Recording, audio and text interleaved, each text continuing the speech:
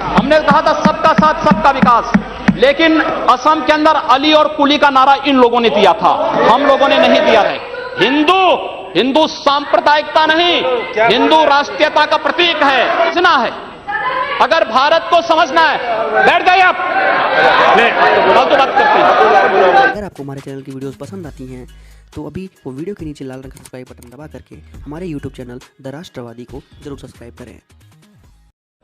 इस सांप्रदायिक वह होता है जो कहता है कि मेरा इष्ट या मेरा देव या मेरा पैगंबर ही सर्वश्रेष्ठ है। उसके मानने वालों को तो जीवित रहने का अधिकार है, शेष को नहीं। मुझे लगता है वह सांप्रदायिक है। और दुनिया की कौन सा मजहब और कौन सी ऐसी कौम है जिसको विपरीत परिस्थितियों में हिंदू दर्शन ने अपने यहां शरण न दी हो, उसको फलने फूलने का अवसर न दिया हो? कौन सा ऐसा है दुनिया के अंदर? लेकिन आज जिस हिंदू दर्शन ने सबको शरण दी, सबको फलने फूलने का भरपूर अवसर दिया, आज जब उसी के खिलाफ षड्यंत्र होना प्रारंभ होता है तो उसे एकजुट होना तो पड़ेगा ही। और मुझे लगता है इन लोगों के कर्मों का फल है कि पूरे देश का हिंदू जनमानस आज इस बात के लिए तैयार हो रहा है कि उसके खिलाफ आज शासन तंत्र से जो षड्यंत्र हो रहे हैं उसका जवाब अपने स्तर पर देना ही पड़ेगा। और आज वही स्थिति सामने आई है। महोदय, मैं पूछना चाहता हूं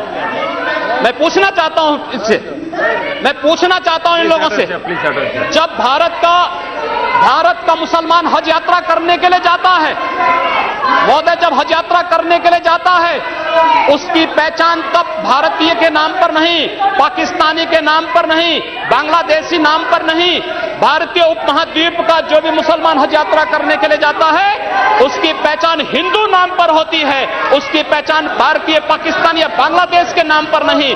लेकिन अगर उसी हिंदू पहचान को हम इनके ऊपर यहां पर लागू करने का प्रयास करते हैं, इनको बुरा लगता है। हिंदू सांप्रदायिकता नहीं, हिंदू राष्ट्रीयता का प्रतीक है। और भारत की राष्ट्रीयता का प्रतीक हिंदुत्व को बदनाम करोगे तो उसकी कीमत चुकानी पड़ेगी इन लोगों को। आज पूरे देश के अंदर, पूरी दुनिया के अंदर अपनी सहिष्णुता के लिए पहचाना जाता था, आज उस हिंदू के साथ किस प्रकार का व्यवहार किया जा रहा है, वह कश्मीर से विस्थापित होता है, उसे कश्मीर से निकाला जाता है।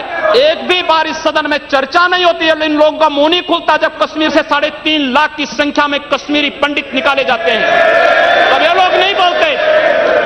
पिछले 2012 में असम के अंदर 3 महीनों तक बोडो जनजाति के लोगों को मारा जाता रहा, कोई नहीं बोला। महोदय, कोई नहीं बोला। जम्मू कश्मीर के बाद जम्मू कश्मीर के हिंदुओं के मारने पर कश्मीरी पंडितों को उनके घरों से बेदखल कर दिया गया, एक भी बार ये लोग बोले नहीं, इनको पीड़ा नहीं हुई। दुनिया के अंदर ये अपने आप में बिरला उदाहरण था जहां पर अपने ही देश में अपने ही जानने वाले लोग विस्थापित होकर के खाना बदोश की जिंदगी जी रहे हैं। उस शर्मनाक घटना की निंदा एक भी बार इन लोगों ने नहीं की। मुंबई के दंगों पर ये लोग मौन रहे। जमशेदपुर और भागलपुर के दंगे कांग्रेस के समय हुए थे, एक भी बार इन लोगों ने उस पर चिंता व्यक्त नहीं की। और तो और 1984 में इस देश के अंदर जिन सिख गुरुओं का योगदान इस देश को बचाने और इस देश की धर्म और संस्कृति, इस देश के समाज को बचाने में बहुत महत्वपूर्ण थी, उन सिखों के कत्लेआम पर भी इनको शर्म महसूस नहीं होती है। और आज लोग इस देश के अंदर बात करते हैं सांप्रदायिक सौहार्द की, इनका पूरा चेहरा सांप्रदायिक हिंसा से रंगा हुआ है, सांप्रदायिक एजेंडे से रंगा हुआ है। और इसीलिए बंधु महोदय, इस देश के अंदर असम में क्या हो रहा है, बांग्लादेशी घुसपैठिए इन लोगों के अपने हो गए और इस देश में लाखों वर्षों से रहने वाला समुदाय पराया हो गया। सच्चाई कड़वी होती है और कड़वी सच्चाई लोग स्वीकार करने को तैयार नहीं।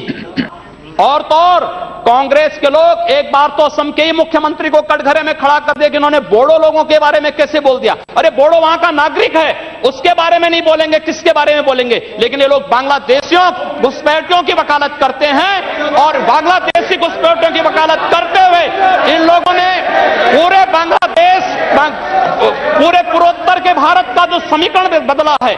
महोदय, असम के अंदर आज कोकराझार धुबरी, चिरांग और बरबेटा जिले जो हिंसा की सर्वाधिक चपेट में हैं, वे सर्वाधिक चपेट में जो जिले हैं वे इसलिए हैं क्योंकि बांग्लादेशी घुसपैठी वहां पर आकर के जमीनों पर कब्जा किए हैं। इन लोगों ने वर्क परमिट के साथ साथ उनके राशन कार्ड बनाए हैं और बेशर्मी के साथ देश के साथ खिलवाड़ उन्होंने वहां पर उनके माध्यम से करवाया है।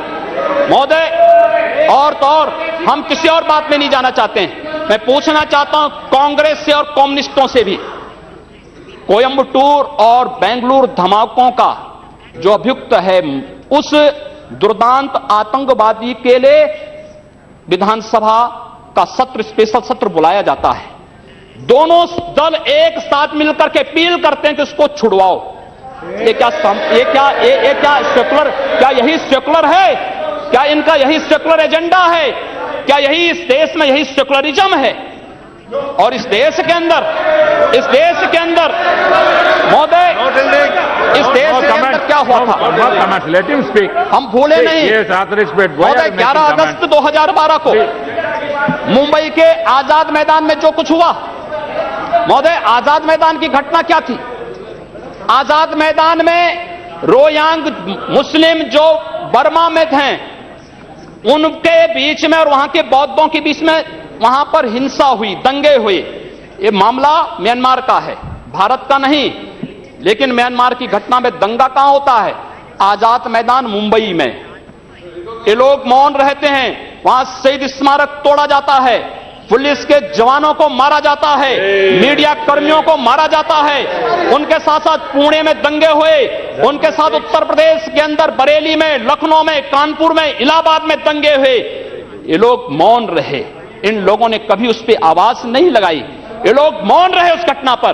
ये वही लोग हैं जो आजाद मैदान की घटना पर मौन थे और बाबा रामदेव पे, उन सत्याग्रहियों पर ये लोग रामलला मैदान पे लाठी चार्ज करके बेशर्मी के साथ वंदे मातरम का गान करने वाले देशभक्तों पर लाठी चार्ज करते हैं। ये लोग देश के अंदर सांप्रदायिक हिंसा की बात करते हैं। सांप्रदायिक हिंसा किसने फैलाई है? कौन फैला रहा है इस देश के अंदर? कौन इस देश के अंदर सच्चर कमेटी के नाम पर समाज को बांटने का कार्य कर रहा है? इन लोगों ने सांप्रदायिक आधार पर 1947 में देश को बांटा है और आज पुनः देश को बांटने की साजिश के तहत पाकिस्तान के एजेंडे पे ये लोग कार्य कर रहे हैं। हमने कहा था सबका साथ सबका विकास, लेकिन असम के अंदर अली और कुली का नारा इन लोगों ने दिया था, हम लोगों ने नहीं दिया था। असम को ये लोग बांटने का प्रयास कर रहे हैं, देश से अलग करने की साजिश कर रहे हैं। और इसीलिए मैं आपके माध्यम से कहना चाहता हूं, क्या यही इनका सेकुलरिज्म है?